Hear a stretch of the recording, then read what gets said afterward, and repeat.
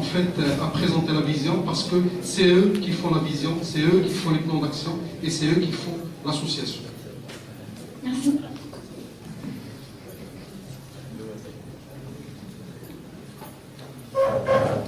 Bonjour tout le monde. Donc là, je vais vous présenter notre liste. Alors, comme vous voyez, elle est composée d'une liste administrative de 3 cellules rattachées, à savoir la cellule communication, la cellule études et la cellule étranger, avec bien sûr des ressources d'appui.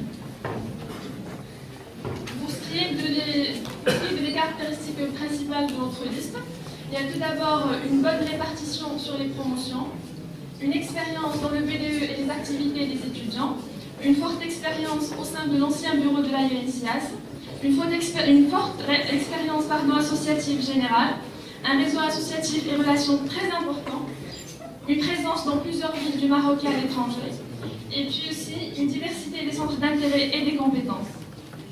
Là, je vais présenter en détail donc, les membres. On a notre président, Monsieur Mouhsin,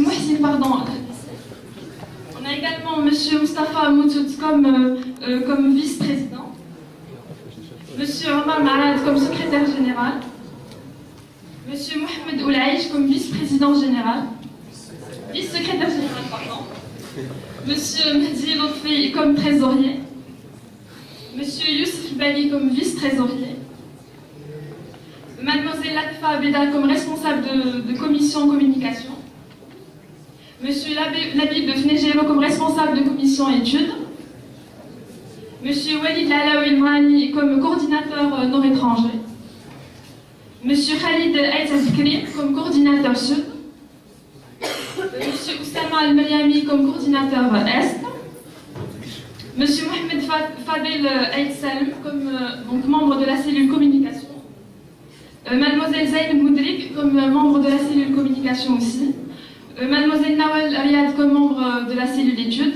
Moi-même comme membre de la cellule études. Et puis aussi Monsieur Bahim Gliwi comme membre de la cellule étranger. Monsieur Ahmed Ouhmoudou comme membre de la cellule étranger. Et Monsieur Abdelzar Idalhassan comme membre aussi de la cellule étranger. On a également des membres d'appui dans différentes villes du Maroc.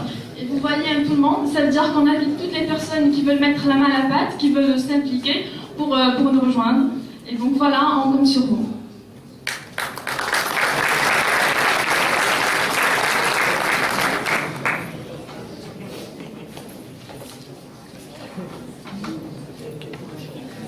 Ok, parfait. Donc là, on va essayer de vous présenter un peu notre vision pour l'association. C'est une vision qui ne date pas d'aujourd'hui, c'est quelque chose qu'on a développé pendant les 2 dernières années.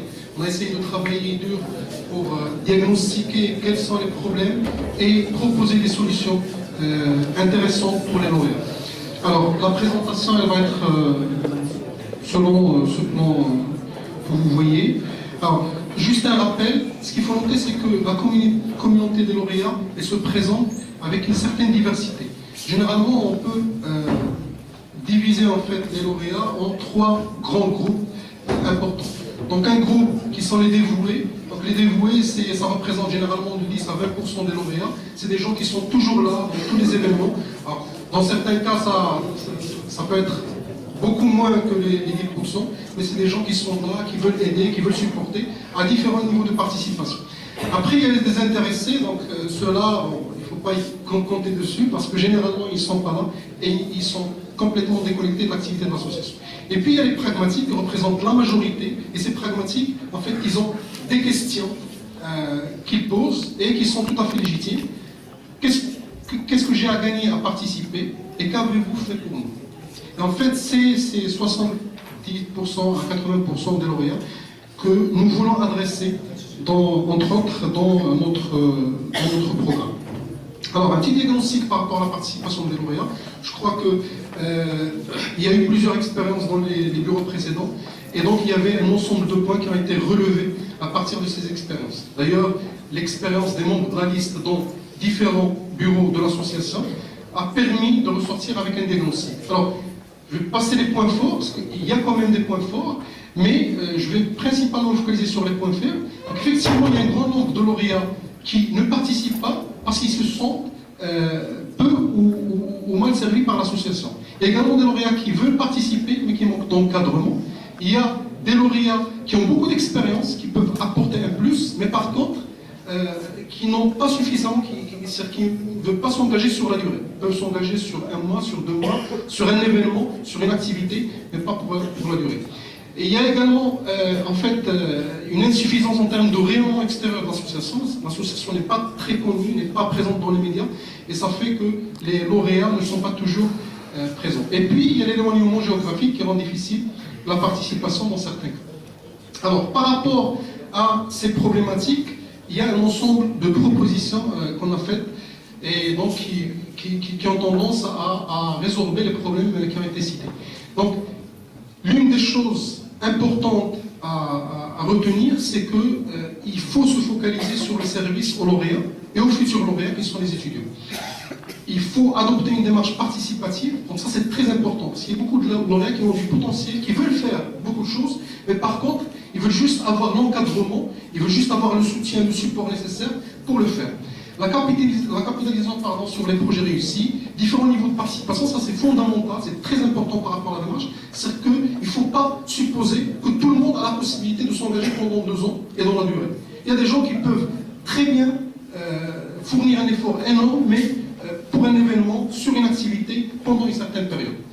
Encourager les initiatives individuelles et les encadrer, privilégier les services en ligne pour résoudre le problème de la répartition géographique, utiliser les médias, et puis très important, fondamental, c'est la mobilisation et la communication autour des activités.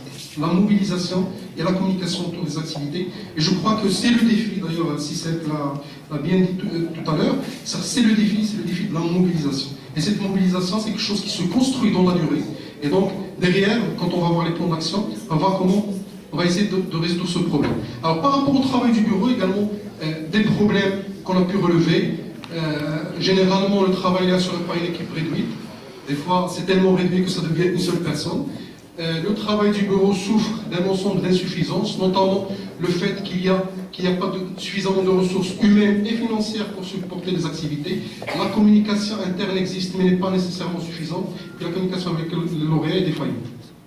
Par rapport à ça, donc il y a une proposition de schéma, de démarche, si vous voulez, ou d'organisation qui va permettre de résoudre ces problèmes. Principalement, ce qu'il faut retenir de ce slide, c'est 3 messages importants. Premier message, c'est que le bureau a un rôle de coordinateur, de facilitateur. Et donc derrière, l'un des rôles importants du bureau, c'est la mobilisation, parce que les lauréats ont la capacité de faire, mais ils ne sont pas suffisamment mobilisés pour faire. Très important également, c'est instaurer un management par projet. C'est-à-dire que, en fait, le travail du bureau, dans certains cas, il souffre d'un problème de suivi et de pilotage. Et c'est pour ça qu'on propose d'avoir en fait un comité de pilotage et avec un suivi régulier. Donc le secrétaire général, c'est comme une sorte de PMO, directeur de projet. Et puis, il faut résoudre le problème lié aux ressources financières et le problème de communication qui est important. Et pour ça, il faut renouveler et améliorer les canaux de communication avec les lauréats. Alors, la vision, donc pour adresser ces problèmes, nous considérons que ce que nous allons proposer, ce que nous allons faire, c'est favoriser le développement personnel et professionnel des lauréats et des futurs lauréats et promouvoir le label NCS. Donc ça, c'est, je crois, le message important et fort à retenir. Par rapport à cet objectif ambitieux, il y a un ensemble de valeurs que nous partageons en tant qu'équipe et qui sont fondamentales pour la réalisation de ces objectifs. Pardon. On peut très bien avoir des objectifs qui sont très ambitieux, mais derrière, s'il n'y a pas des valeurs fondamentales au sein de l'équipe, ça va être difficile par la suite